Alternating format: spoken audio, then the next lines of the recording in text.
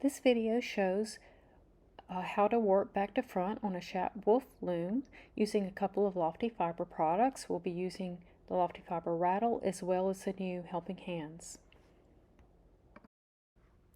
This is a wolf pup with a high castle option. It has brackets on the top that are used for spreading the warp and the rattle and beaming. And you see the leaf sticks in the base at the bottom that are clipped on in threading position. This picture is another wolf pup without the high castle option, and it would be the same on the baby wolf as well. There you have a bracket that has just the two positions, the beaming position at the top of the loom and the threading position you can see down below the heddles. To attach the leaf sticks to the base, slide down and snap. And you can put the purple clips in that eliminate any possibility of the leaf sticks falling out. To remove, lift up and slide back in and snap.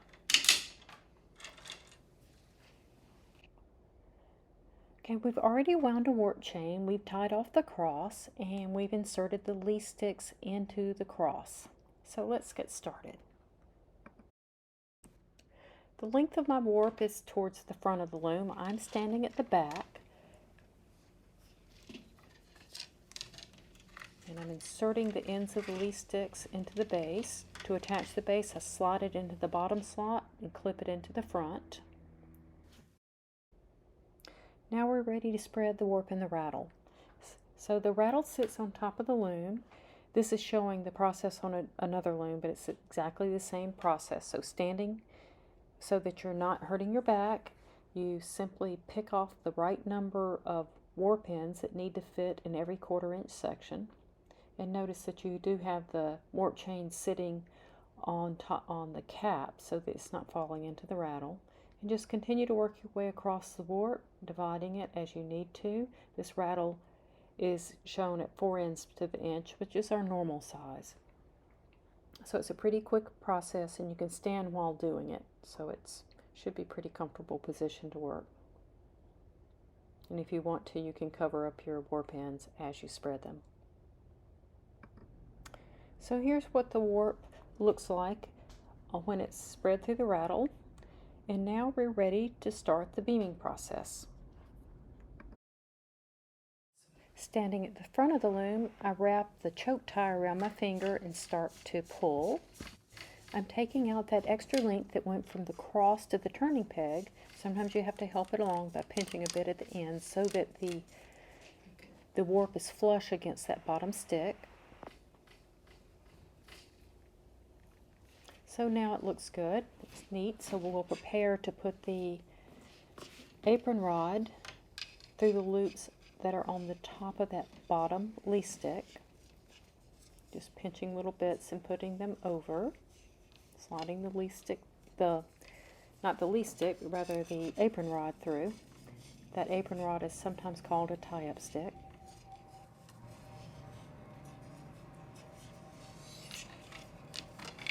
So next we'll take the apron rod that's connected to the loom, making sure I come over the back beam. I press the brake so that I can extend it out to where it's fairly close to the tie rod we just put through the warp. Now I like to tie sometimes 2 lengths of yarn, just small circles, making sure they're the same length, to temporarily attach these while I do the lashing. There are other ways to do this, but this is an easy way. And without a helper there, that just holds those sticks there as close as you want them. You can have them closer than that if you want to. Here I'm using 8/4 cotton. I'm taking a length out that was about 5 times the width of the warp maybe. You tie it onto one of the sticks, doesn't matter which one. And to lash, you basically do a figure 8 that keeps going through the middle of the sticks and up and around them. So I take about 1 inch of warp, go through the middle, come back up under the other one, and just continue on in that figure 8 fashion, always going through the middle, not directly from stick to stick. That makes it easy to adjust so that the sticks are the same distance apart. Now that we've lashed the warp onto the loom, we're ready to start the beaming process. So I will, with the brake pressed, I will start to roll the warp. And I'm checking here to make sure that that apron bar is level. I'm putting a little paper in it to start, to separate and cover the lumps and bumps by the cords. Sometimes I use a combination of paper and sticks. I'm walking back around to the front of the loom, and notice I'm using my thumb and forefinger. The idea here is to take out any slack that exists that's running to the back beam. So I'm not worried really about what the length of the chain looks like, only from the raddle through the least sticks to the back beam, and it should look very even. Continue to beam the warp and stop when the end of the warp is about 18 inches from the top of the loom. Simply cut the ends of that warp chain, and now you're ready to start the threading process.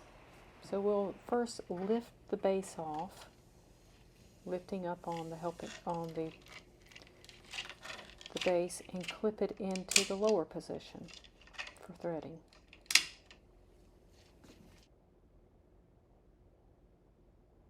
So we can remove the warp from the raddle now. Take the caps off. You've already cut your ends. If you haven't, do it now. And just lift it out of the slots and drop it over that front lee stick. Now your warp's in position for threading. So thread the loom, then tie it on to your front apron bar, and you're ready to weave.